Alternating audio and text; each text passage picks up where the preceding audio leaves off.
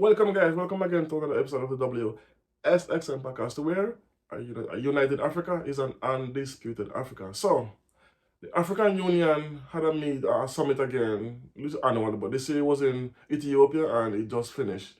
And I'm telling you, I don't think the African Union have any use at this moment because it's pure rhetoric. They keep on saying the same thing over and over in every summit. If you go back 5, 4, 5, 6, 7, 8 years, they are saying the same thing over and over, and nothing is changing.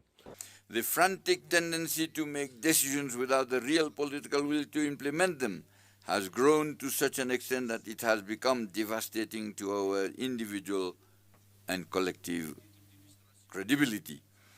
As an illustration, over the last 3 years, 93% of the decisions have not been implemented. Never since the establishment of the African Union has such a number of transitions following unconstitutional change of government has been seen in Africa. Our failure to counter such a phenomenon is obvious. We are blessed with favorable weather, arable land, water, forests, natural resources, and a large youth population who embody the great potential of our continent. We should not be seeking for aid.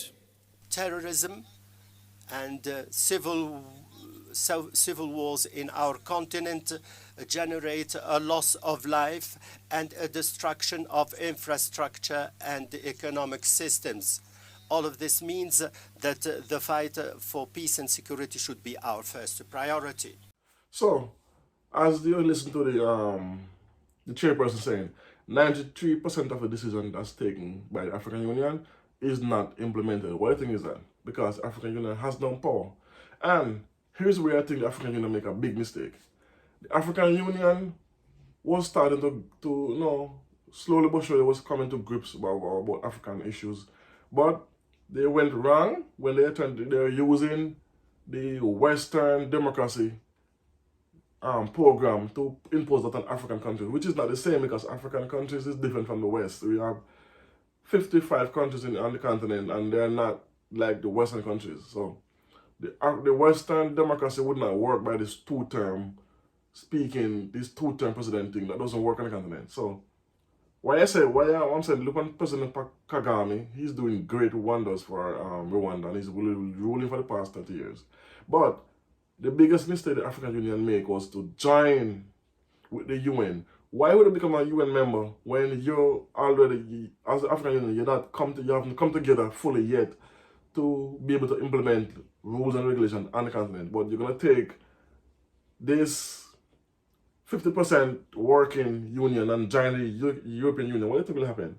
You're going to bury in the now you have to adhere to the UN rules and regulations. No, you should leave the UN and stick to being African Union, an independent union for the continent, not join with the European Union. That makes no sense to me. And look at what the African Union is doing. They are fighting against the Sahel countries, I'm not saying coups are right, but sometimes it's necessary. It's necessary. It's a fact. Burkina Faso, Niger, and Mali, economy and people, 100% of the citizens back Burkina Faso and Niger and Mali. These citizens backing their leaders. So who is you to tell these people they cannot be a part of the African Union? You have no say in nothing. Whatever we say goes. They cannot join us. They cannot bring your vision forward. That makes no sense. Same thing with ECOWAS. They kick them out because of the coup. But yet these countries are doing way better off than these countries in the African Union and also ECOWAS. Look at it, their economies are growing, their citizens are much happier, they don't have no wars, there's no terrorism on these countries as a whole, like you have attacks like in other countries. There's fake news going around saying the attacks have been upped, people have been losing their lives in these Sahel countries, but it's a lie, it's a propaganda because the French and the American leave, that's why they're having the up in debt is happening, but that's false, it's a propaganda. Abraham Traore says otherwise, and I believe him 100% because he hasn't lied to us as yet. And I don't think he will. So yes, so these countries are showing these other countries what a good leader does. But yet you want to take these guys and shut them out of the African Union and out of ECOWAS.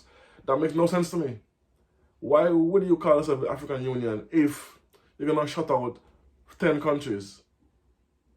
You have countries that they exclude from African Union. Why? Because of the Western belief of democracy. It does not work. Morocco is not like it was. Morocco has a king. Even you have other kings in other countries, but because they're losing power and grip, they hurriedly up and join mainly European Union. Hurriedly up and give the African Union a membership. Why? Then they can control, they have to adhere to the African Union, to the European Union rules and laws, as I said earlier. So now the African Union is going to even lose more power and can't implement nothing, which is what the European Union want, to make African countries cannot implement no decision the African Union make. Can you imagine that? 93% of decisions taken by the African Union has not been implemented. Do you understand that? 93%. That's almost like for out of every 10 for out of 10 decisions taken, only one get implemented. You can believe that? That's a bad average to have. So the African Union need to leave the European Union, return to being an independent system, become a more united Africa by stop excluding other African countries that's actually doing better than how they are, these so-called leaders are, and get rid of this democracy idea that you need a two-term president on the continent. That does not work, because if you get a president that's good and doing well, you keep him. Like we want the President Kagame. He has his issue, but I still rather him because he turned his country totally around. Just like what happened in Uganda, in Namibia, these presidents, they're not perfect, but they have made their country, especially Uganda, better off. But the West pressure them, sanction them to make it seem as if these presidents are doing a bad job. No, it's the Western countries sanctioning these countries to the point of they don't care about the citizens anymore. They just care about trying to make these governments look bad. Zimbabwe, same thing, heavily sanctioned. Why is that? And the African Union is agreeing with the UN with these stupid sanctions. This is the part I can understand. Your job is to protect African countries and trade and all that. Don't be following the Western countries, sanctioning these countries because of LGBTQ. That's what they use to wage war against African countries. When I say wage wars, I mean like sanctions, because they use LGBT as a catalyst to punish African countries who do not adhere to the loose, slack morals they tend to force on African countries' throat, which is ridiculous because Africa is not a moral country. Look at what they're doing in Israel and the Palestine war. They're backing a country that's causing genocide, but yet they want to lock up Putin for doing less than what Prime Minister Netanyahu is doing in Gaza. You can't believe that? The audacity and hypocrisy is astounding. So anyway, let me know what you think about this, my people. Let me know. Do you agree with me? Don't agree? In the comment section, let me know. I'll always reply to your comments. Anyway, thanks for watching. Tell a friend. Like, comment, share, subscribe. Boom.